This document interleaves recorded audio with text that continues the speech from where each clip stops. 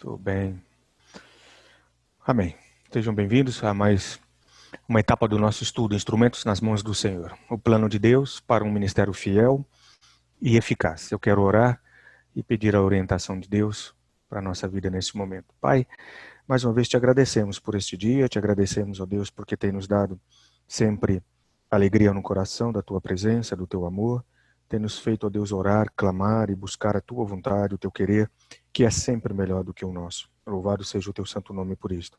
Obrigado pela palavra que o Senhor sempre tem para nós, ó Deus, uma palavra viva, uma palavra que toca profundamente o nosso coração e que tem nos feito crescer no teu conhecimento, crescer, ó Deus, na tua vontade, crescer em obediência ao Senhor sempre e mais.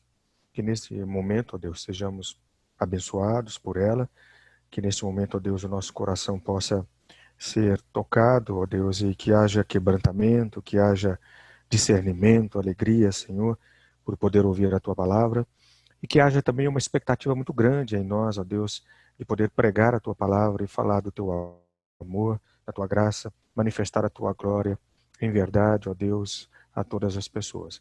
Abençoa, Senhor, cada irmão, irmã, cada família, e que a gente possa, Deus, neste momento, continuar crescendo de acordo com a tua vontade. E é no nome de Jesus, com perdão dos nossos pecados, que oramos e agradecemos. Amém. Muito bem, amém. Então vamos lá, nós vamos dar aqui, desculpa, continuidade, né, ao nosso estudo. Deixa eu só avançar um pouquinho as telas, bem não colocando na tela correta, para deixar já preparado.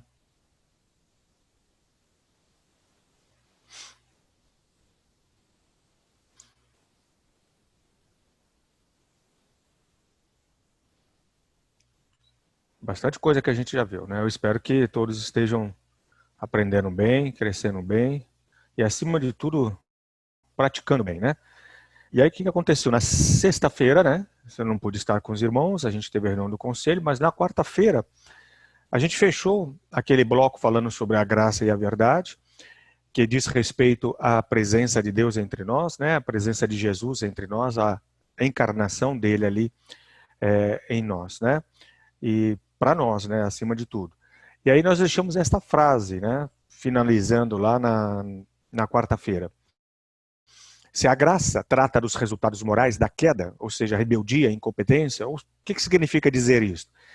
Somos miseráveis, todo ser humano é miserável. A parte de Jesus Cristo e longe de Jesus, não há como ter uma vida realmente abençoada, uma vida correta, verdadeira, santa, justificada. Nós, em nós mesmos, somos rebeldes para com Deus. Por mais que alguém possa se dizer boníssimo em termos de vida, para com Deus, se esta pessoa não foi realmente convertida, tocada, ela é uma rebelde, ela é uma pessoa rebelde. E também há uma certa incompetência em nós com relação àquilo que precisamos fazer para agradar o coração de Deus. Por isso que nós precisamos da graça. Eu preciso de alguma coisa ou de alguém que possa olhar para mim e possa dizer, olha, independente de como você é, como você faz, independente do seu jeito de ser, eu te amo. Independente de você me amar, eu te amo. Independente de você crer em mim, eu te amo. E isso só é possível, né, em Cristo Jesus. E isso é o que nós entendemos por graça. Ou seja, ele manifesta, né, Jesus Cristo manifesta por nós todo este amor do Pai, todo este cuidado do Pai, toda esta preciosidade que Deus tem para conosco, independente destes resultados que a queda proporcionou a todos nós, né? Isso é importante, sim, no nosso ministério, porque eu sempre tenho que levar em consideração que se não for pela graça, eu não consigo falar de Jesus para ninguém. E se não for pela graça, nenhuma pessoa será quebrantada, tocada, será mudada. Então, como nós vimos lá em João, Jesus Cristo, né, ele verbalizou, ele encarnou a realidade da graça e da verdade também. Então, a verdade, se a graça trata dos resultados morais, a verdade trata dos efeitos noéticos da queda, né? Ou seja, os efeitos, né, ou tudo aquilo que a queda fez, a consequência da queda, na nossa mente, né, no nosso intelecto. Então, eu, por mais que tenha, vamos dizer assim, a sabedoria humana, por mais que eu tenha bom senso com relação a algumas coisas, em mim mesmo e de mim mesmo, a parte da vontade de Deus, eu não consigo ter sabedoria. Eu não consigo agradar a Deus. Eu não consigo pensar de uma forma que realmente seja correta, verdadeira. Então eu preciso de uma verdade. Qual é esta verdade? Não é a verdade humana. Não é a verdade do homem, porque ela é muito relativa. Então eu preciso da verdade de Deus. E essa verdade de Deus, a gente falou a respeito disso, se materializa ali na pessoa de Cristo, no momento em que ele nasceu e esteve ali entre nós. Então ele manifestou a sua graça, né, a graça do Pai, e a verdade do Pai para nós, ok? E isto dentro do nosso ministério é muito importante entender. Portanto, em Cristo, a verdade de Deus assume a carne. Tá? Então, tudo aquilo que a gente sabe do Pai, tudo aquilo que eu conheço do Pai, o seu amor, a sua verdade, a sua glória, a sua santidade, né? Tudo aquilo, enfim, que se manifesta da parte do Pai, de Deus Pai para a minha vida, isto é possível somente ser visto em Cristo Jesus. Então, Jesus assume não só a graça, mas a verdade de Deus na carne, ou seja, quando do seu nascimento. E isso significa dizer que Jesus, portanto, é a suprema explicação de como Deus pretende que as pessoas pensam e vivam. Então, não se trata de como eu quero que as pessoas ajam. Não se trata de como eu acho que elas devem se comportar.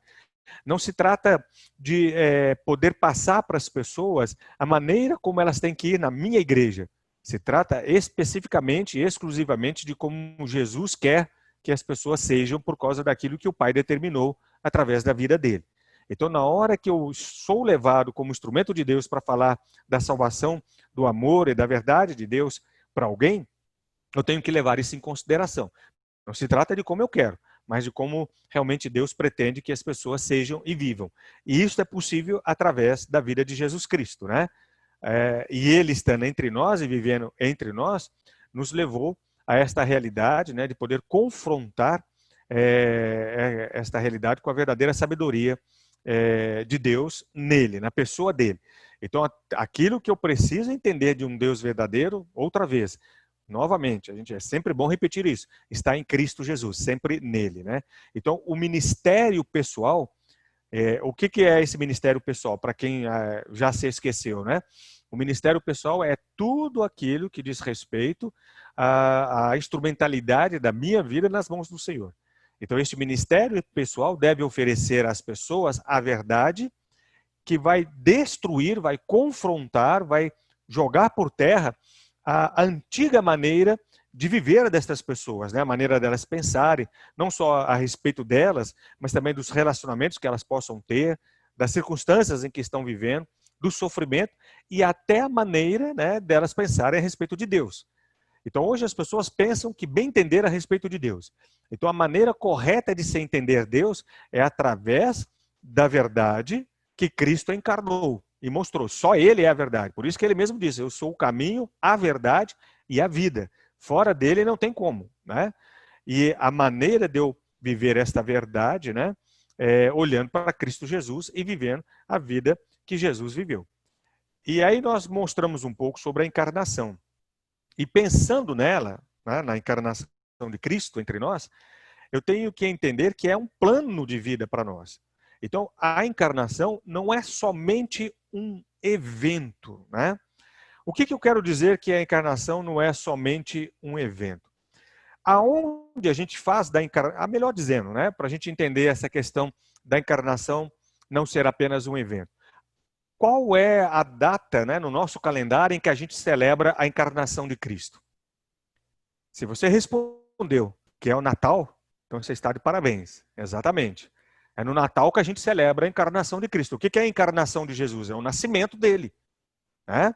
Então, quando ele nasceu, quando ele veio para estar entre nós. Então, tudo aquilo que nós aprendemos sobre o nascimento de Jesus e que, de uma maneira simbólica, histórica, nós celebramos ali no dia 25 de dezembro, né? É a encarnação. Então, o Natal é a encarnação de Cristo. Então, quando a gente diz assim, a encarnação não é somente um evento, ou seja, celebrar o Natal não pode ser, de maneira alguma, somente um evento. Passar pelo Natal não pode ser algo apenas isto, né? Apenas um evento, um momento de de confraternização, de darmos presente uns aos outros, né? De estarmos ali na ceia de Natal com a família, com a igreja, etc. Nós não podemos fazer do Natal apenas um evento. Nós não podemos fazer da encarnação de Cristo, do nascimento de Jesus entre nós, apenas um evento. A encarnação de Jesus também estabelece um plano, né? O plano de Deus para nós, que nós falamos desde o início do estudo. Estabelece ali um conjunto de projetos, né, para alcançar um alvo. E Deus tem esse plano e ele determinou para que este plano, né, possa ser realizado, possa ser realmente experimentado por todos nós, possa ser alcançado por todos nós. Ele determinou diretrizes para isso, né? Mas qual é o plano de Deus para a igreja, né? Se nós olharmos para todos nós como parte desta igreja de Cristo, o corpo de Cristo, né? O plano de Deus para a igreja é que a igreja seja uma comunidade que represente fielmente a Cristo sobre a terra, para que a nossa própria presença revele ali a sua graça e a sua glória repleta, melhor dizendo, da verdade. Ou seja, lá naquela época, quando Jesus estava com os discípulos, estava com os apóstolos, ele fazia isso. Através da vida dele, do viver dele, entre todos os discípulos, entre todas as pessoas pelas quais ele pôde estar presente, né? Inclusive aquelas que não se tornaram discípulos, para os seus apóstolos, a presença fiel ali de Jesus, a presença certeira ali de Jesus, pôde mostrar a cada um deles, né, a graça e a verdade de Deus, a glória de Deus para todos eles. E como é que hoje, já que nós não temos a presença física de Jesus entre nós, como é que hoje isto é feito? Através da igreja. A igreja é importante neste aspecto. E eu e você fazemos parte da igreja, somos o corpo de Cristo. E quando a gente fala aqui através da igreja, não estamos falando do templo, a alvenaria, né? Não estamos falando do prédio. Nós estamos falando da igreja, corpo de Cristo, que somos nós. Então, é através de nós que vamos viver fielmente aquilo que Jesus foi entre nós, né? Que a gente sabe isso através da palavra dele que está aí diante de nós, a Bíblia Sagrada. Então, é através de nós e pela atitude nossa, pelo nosso amor, pela nossa maneira de pensar e de agir, que vamos conseguir revelar ao mundo esta graça, verdade de Deus, ou seja, toda a glória de Deus, através da minha vida e da sua vida. A gente vê isto na oração sacerdotal de Jesus, lá em João 17, no capítulo 20, no João 17, do versículo 20 ao versículo 23, né? Eu quero mostrar para você, a gente está aí na tela, né? Para a gente poder dar uma olhada, mas se você quiser também abrir lá para ver, pode fazê-lo, tá bom? Então, João 17, a partir do versículo 20, do 20 ao 23. Então, a palavra do Senhor diz assim: eu não peço somente por estes, mas também por aqueles que vierem a crer em mim, por meio da palavra que eles falarem, a fim de que todos sejam um. E como tu, ó Pai, estás em mim e eu em ti, também eles sejam um em nós, para que o mundo creia que tu me enviaste. Vamos fazer uma pausa aqui para entender esses dois primeiros versículos, antes de ir para o versículo 22 e 23. Jesus aqui está fazendo a oração sacerdotal, que ela é chamada de oração sacerdotal. Todo o capítulo 17 trata a respeito dessa oração. Ele está orando, né, a Deus, ao Pai, por todos nós, e ele manifesta na sua oração tudo aquilo que ele é, ou tudo aquilo que Deus permitiu que ele pudesse ser e viver entre nós, para dar este momento também para nós, né? Jesus, então, na sua oração, ora ao Pai, dizendo, olha, é chegada a hora, tá? E todos aqueles que o Senhor me deu, eu guardei, manifestei a cada um deles a vida eterna, manifestei a tua glória, o teu amor, manifestei a tua presença, né?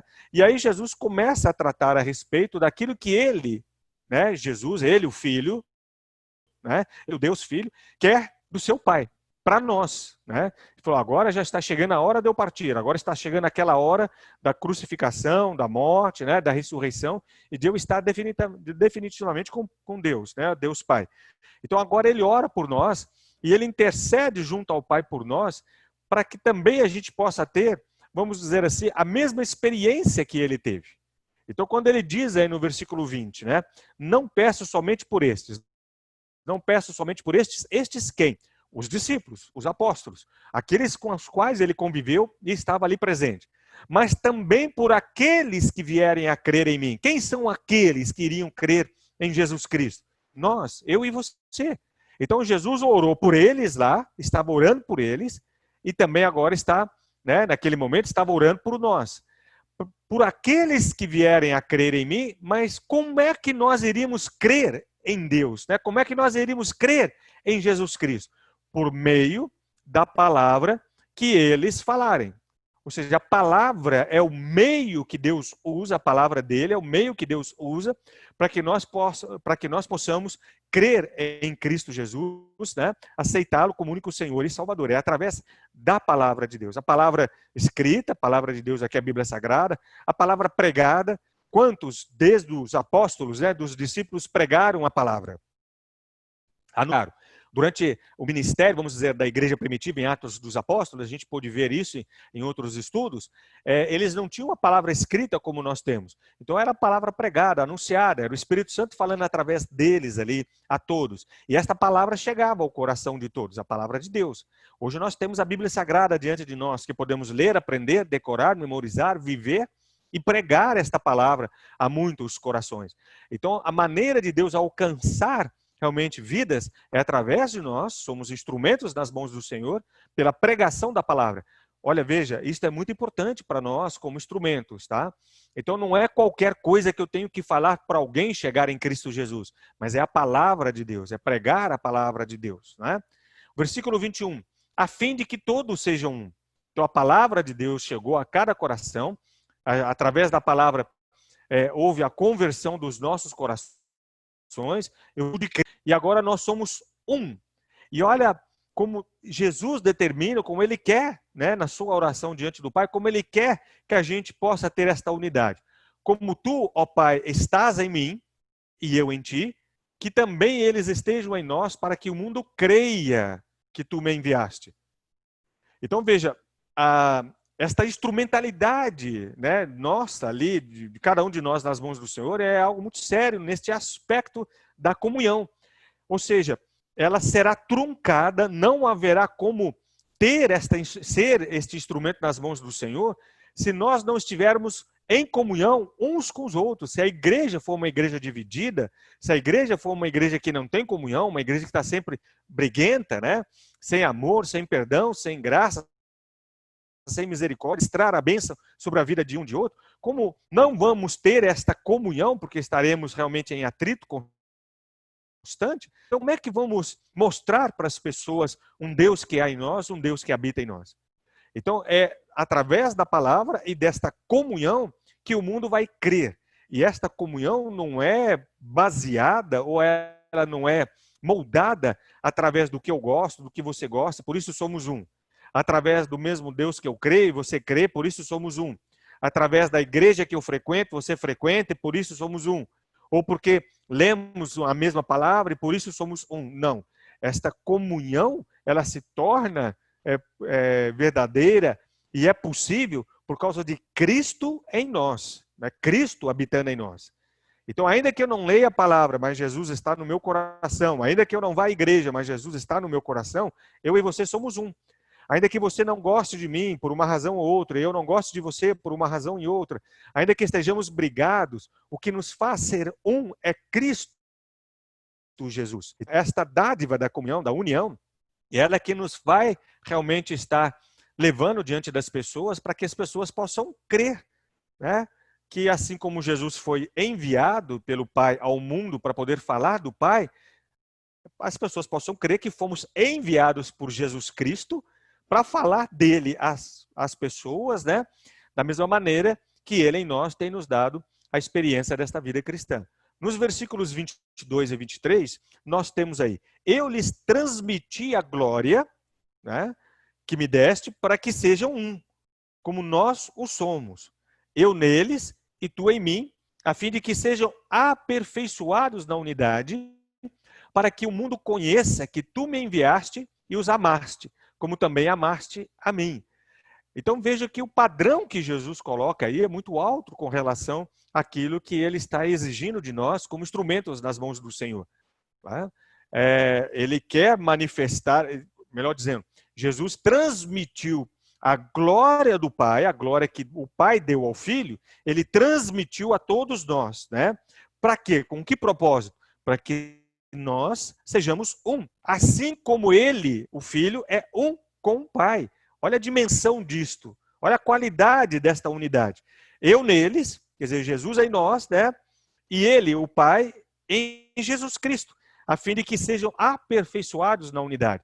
Quando Jesus coloca aqui essa perspectiva de aperfeiçoados na unidade, é porque ele sabe, né, que como Deus que ele é, que nós de nós mesmos e por nós mesmos não temos condições de buscar essa perfeição na unidade.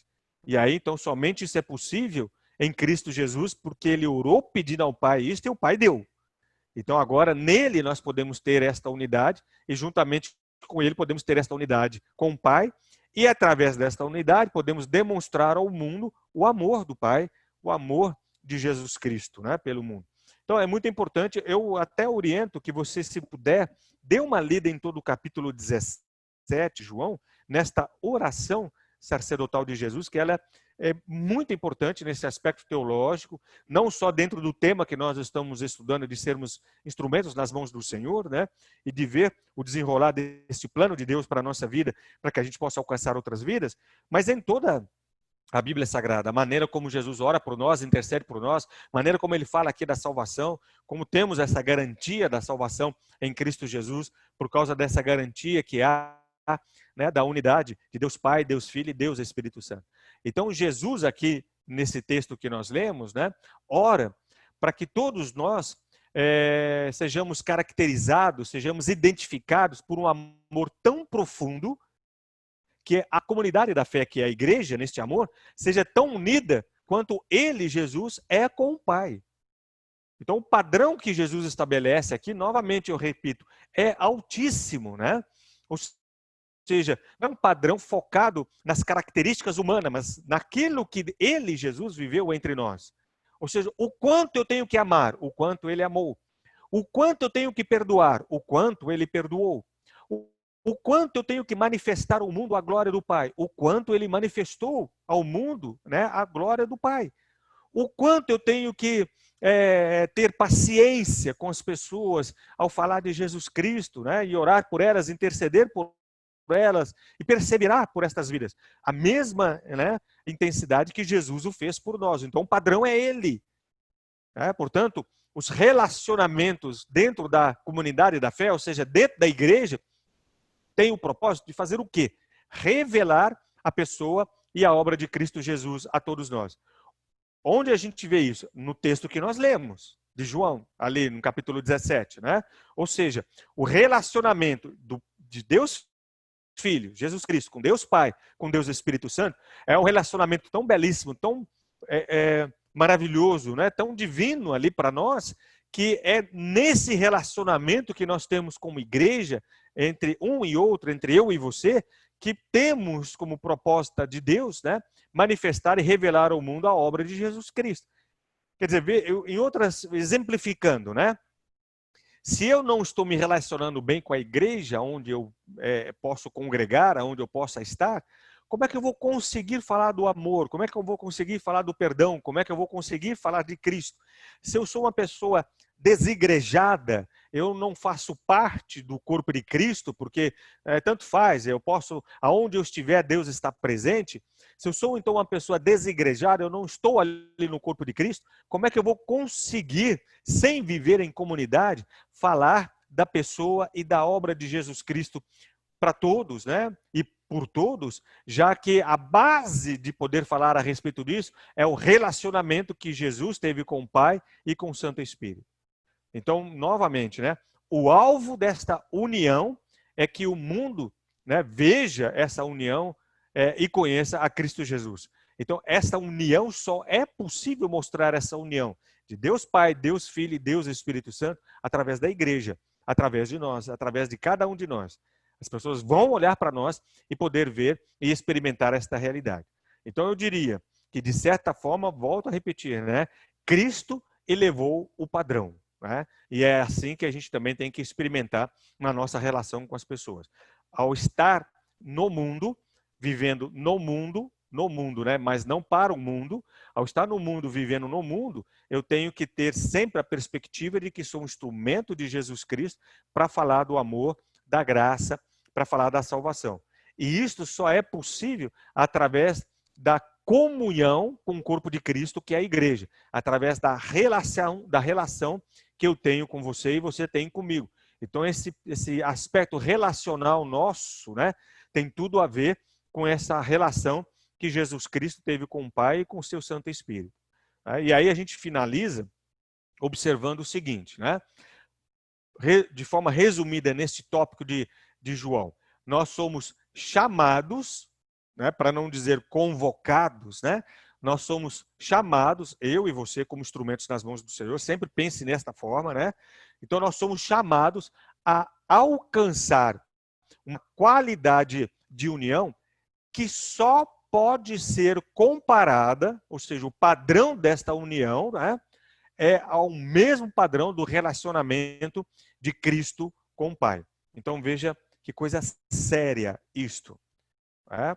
Pensa um pouco nesta frase, pensa um pouco nesta premissa nossa para esse texto de João 17, porque às vezes dentro da igreja, dentro do comportamento que a gente tem na igreja, numa situação ou noutra, em tempos passados, etc. e tal, o nosso relacionamento pode ter deixado muito a desejar e isso acaba impedindo que a gente possa desenvolver com eficácia o nosso ministério de estar pregando o amor do Pai, o amor de Jesus, o perdão de Jesus, a salvação de Jesus, a santidade de Jesus, né? E falando sobre todas aquelas bênçãos que a gente tem na palavra do Senhor, né, para todas as pessoas. Então, volto a repetir aí a frase. Somos chamados a alcançar uma qualidade de união que só pode ser comparada ao relacionamento de Cristo com o Pai.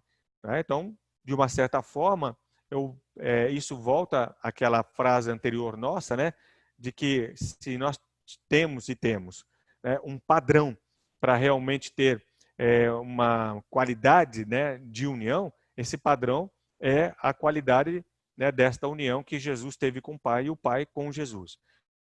Então, na oração, Jesus pede isso, né? Não peço somente por esses, mas também por aqueles que vierem a crer em mim. Eu transmiti tudo isto a eles, né, a fim de que todos sejam um. E aí ele coloca, e como tu, ó Pai, estás em mim, e eu em ti, também eu oro para que eles estejam em nós, para que o mundo creia que tu me enviaste. Então, se nós não tivermos esta união, não há como mostrar ao mundo que Jesus Cristo é Senhor e Salvador da nossa vida. Amém? Então tá bom, a gente vai fazer uma pausa aqui, eu quero estar orando para encerrar esse bloco, e aí a gente volta ali para a nossa confraternização, para as despedidas finais. Pai, eu te agradeço pela palavra que o Senhor sempre traz para nós, pela maneira como o Senhor fala ao nosso coração, e há um desejo sempre grande, ó Deus, sempre profundo em cada um de nós de poder falar de Jesus, pregar o amor, a graça e a salvação em Cristo Jesus. Às vezes somos impedidos, ó Deus, pelo inimigo, às vezes somos impedidos pelo mundo, pelas próprias pessoas que não te conhecem, ó Deus, e que às vezes zombam da nossa fé. Mas muitas vezes, ó Pai, somos impedidos, porque a nossa relação como irmãos em Cristo, ó Deus, deixa muito a desejar. Por isso que a nossa igreja, Deus, eu falo aqui da igreja como corpo do Senhor, seja uma igreja que tenha uma união, a semelhança da união que Jesus sempre teve contigo, Pai. E que aquilo pela qual Ele orou e desejou entre nós, a gente possa experimentar para a nossa vida, de um para com o outro. Assim como o Senhor mesmo mostrou na tua palavra, que o resumo de todo o mandamento é amar a Deus sobre todas as coisas e ao próximo como a nós mesmos. Então, que a gente, na nossa igreja, Deus, a gente possa estar realmente vivendo esta união da forma como Jesus a determinou, para que através de nós, ó Deus, o mundo possa te conhecer como Deus único e Senhor. Obrigado, Pai. Abençoar a igreja presente, abençoar as famílias, ó Deus, que puderam participar deste momento do estudo bíblico e que, mais uma vez, a gente possa estar sempre prontos e preparados para viver a tua vontade. É no nome de Jesus que oramos e agradecemos. Amém, Senhor. Glória a Deus. Muito bem, então vamos voltar aqui à nossa